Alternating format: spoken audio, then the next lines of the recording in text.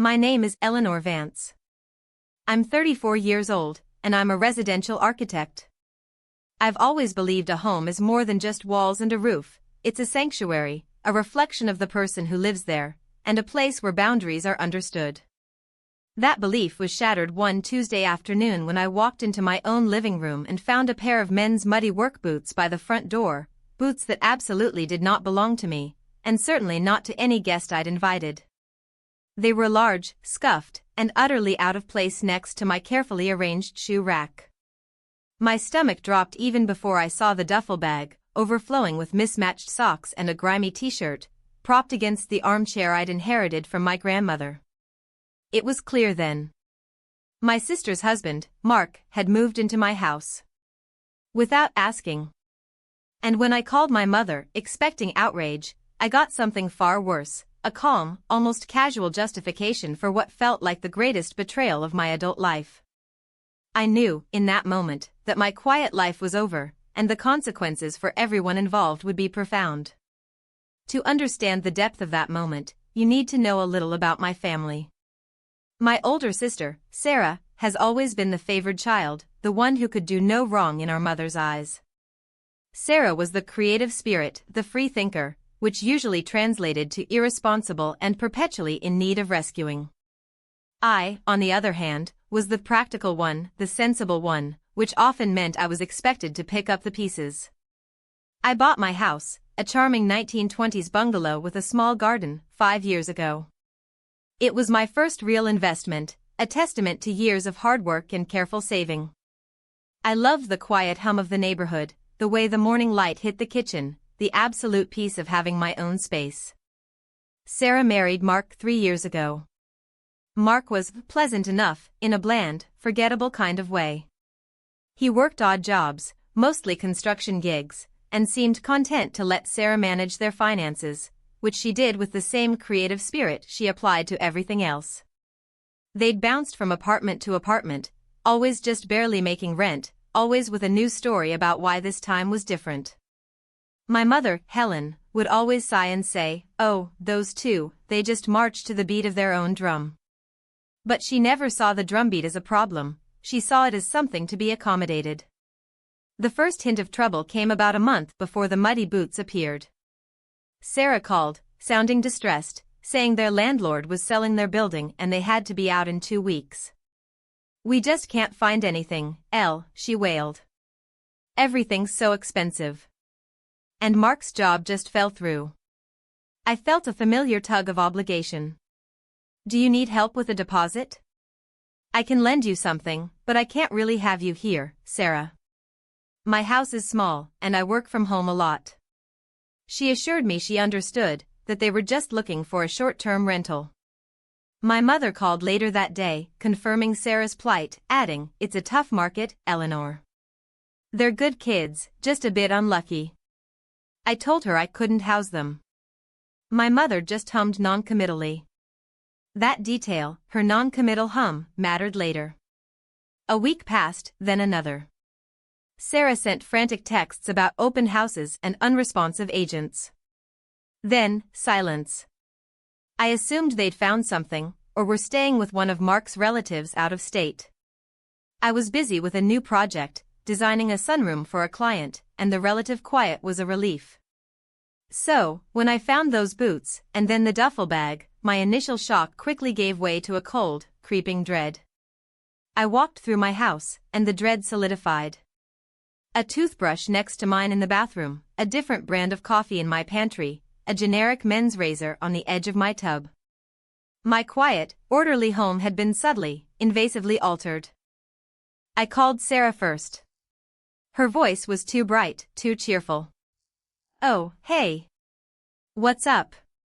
What's up?" I repeated, my voice tight. "Mark's boots are in my living room. His bag is by my armchair." "What's going on, Sarah?" There was a pause, a little too long. "Oh, that. Yeah, so, we had nowhere to go. Mom said it was okay for Mark to crash there for a few days, just until we found a place. You know, since you're always at the office anyway." My jaw clenched. I work from home 3 days a week, Sarah. And no, Mom did not say it was okay. And even if she did, this is my house. You don't just move someone in without asking the owner. Well, it's just Mark, she said, her voice turning defensive. He's barely there. He's looking for work. You wouldn't even know he was there. That was a lie. I already knew he was there. I told her to have him out by the end of the day. She hung up on me. Then I called my mother. Mom, what is going on? Sarah says you told Mark he could stay at my house. My mother. Our sighed, a long-suffering sound. Eleanor, don't be dramatic. They had nowhere to go. Sarah was in tears. Mark is just going to be there for a few days, until they get on their feet. You have that spare room, and you're hardly ever home. I am home, Mom. This is my house. You can't just authorize people to move into my property without my permission. That is a huge betrayal of trust. Betrayal, she scoffed. Eleanor, you have so much. Sarah and Mark have nothing. What's a few days? You're being selfish. They're family. You should be helping them. I thought you'd be happy to help your sister. Her words hit me like a physical blow. Selfish. Betrayal.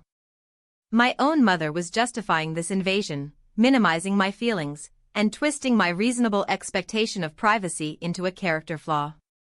The huge betrayal wasn't just Mark moving in, it was my mother enabling it, actively undermining my autonomy and ownership.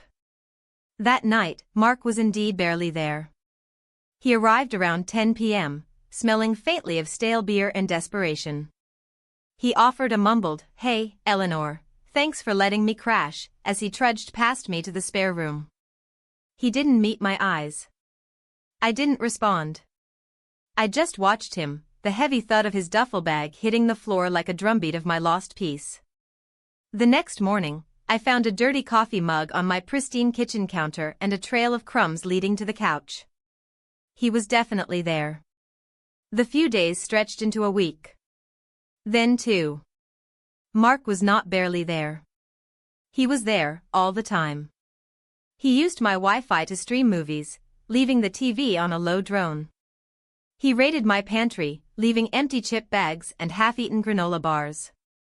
He took long showers, using my expensive shampoo. The spare room, which I used as a small home office, was now a chaotic mess of his clothes, tools, and empty fast food containers. My carefully curated space was being systematically dismantled by someone who had no right to be there, and who treated it with utter disregard. I tried to talk to Sarah again. He needs to go, Sarah. This isn't working. He's not looking for a job, he's just living here. He's trying, she insisted, her voice tight with anger. You're just so judgmental, Eleanor. You always have to be perfect. He's going through a hard time. Mom says you're being unreasonable. My mother had become their shield, their justification. Every complaint I voiced, every boundary I tried to set, was met with "Mom says." Or you're being selfish. The realization dawned on me, they weren't just imposing on me, they were using my mother's authority, or rather, her enabling, to do it. My mother wasn't just justifying the betrayal, she was actively participating in it. She had decided my space was hers to give away. The breaking point came 3 weeks in. I was working on a presentation for a major client, spread out on my dining room table. Mark walked in, shirtless, scratching himself, and started making a loud smoothie in my blender, oblivious to my headphones or the critical nature of my work. The noise was unbearable. I took off my headphones. "Mark, could you please wait until I'm done? I'm on a deadline." He shrugged. "Just making breakfast. What's the big deal?" He didn't even turn off the blender. I felt a surge of pure, cold fury. This wasn't just about my space anymore, it was about my livelihood, my respect, my very right to exist undisturbed in my own home. I stood up, walked to the blender, and unplugged it. The sudden silence was deafening. You need to leave, Mark, I said, my voice low and steady. Today. You have until 5 p.m. to get all your things out of my house. He looked genuinely surprised, then angry. What? Where am I supposed to go? Your mom said I could stay. My mother doesn't own this house. I do. And I'm telling you to leave. He called Sarah, who called my mother, and then my phone started ringing off the hook. I ignored Sarah's calls, but picked up for my mother. Eleanor, what is wrong with you? She practically shrieked. You can't just throw Mark out on the street. It's cruel. He has nowhere to go. He has a wife, Mom. And I'm not throwing him out on the street. I'm telling him to leave my house, where he has been living without my permission for 3 weeks. This is not a shelter. This is my home. And you had no right to tell him he could stay here. He's family, she cried. You're supposed to help family. I don't know what's gotten into you. You've changed, Eleanor. You're so cold. No, Mom, I said, my voice shaking slightly. What's changed is that I'm finally standing up for myself. This isn't about helping family, it's about being taken advantage of. And you enabled it. That's the betrayal. I hung up. I spent the next few hours working, but my focus was elsewhere. I quietly took photos of the state of the spare room, the dirty dishes, the general disarray. I pulled up my property deed, confirming my sole ownership. I even drafted a simple, Polit. letter stating that as of today, Mark was no longer welcome to reside at my address, and that any belongings left behind after 5 p.m. would be placed outside. I didn't want to get legal, but I wanted my ducks in a row. I was done being the practical one who just absorbed everyone else's chaos. At 4:45 p.m., Mark still hadn't moved anything. He was sitting on my couch, watching TV, looking defiant. I walked into the living room, the letter in my hand. Mark, I said, it's almost 5. Everything needs to be out. He finally looked at me, a sneer on his face. And if it's not? You gonna call the cops? No, I said, holding out the letter. I'm going to put your belongings outside, change the locks, and file a formal notice of trespass if you try to re-enter. I've already spoken to a lawyer about my rights as a homeowner. I hadn't, not exactly, but the threat was enough. Here's a copy of this letter. You have 15 minutes. His face went pale. He knew I was serious. He knew I wasn't backing down. He scrambled, stuffing his clothes haphazardly into the duffel bag, grabbing his tools. He left a few minutes after 5, muttering something under his breath I didn't care to hear. The door slammed behind him, and the silence that followed was profound. I stood there, listening to the quiet hum of my house, the way it used to be. I felt a profound sense of relief, mixed with a deep ache. Sarah called me an hour later, screaming. You are an awful person, Eleanor. How could you do this to Mark? To me? Mom is so upset. Sarah, I said, my voice calm, Mark was living in my house without my permission. I asked him to leave. He refused. I enforced my boundaries. If you and Mom think that's awful, then we have very different definitions of family. Don't call me again until you're ready to apologize for what you both did. I hung up. The next few weeks were tense. My mother didn't call, but she sent passive-aggressive texts about how worried she was about Sarah and Mark and how some people just don't understand what family means. I didn't respond. I changed my locks the very next day. I cleaned the spare room, scrubbing away every trace of Mark's presence, and rearranged it back into my quiet office. It felt like cleansing a wound. I didn't hear from Sarah or my mother for nearly 2 months.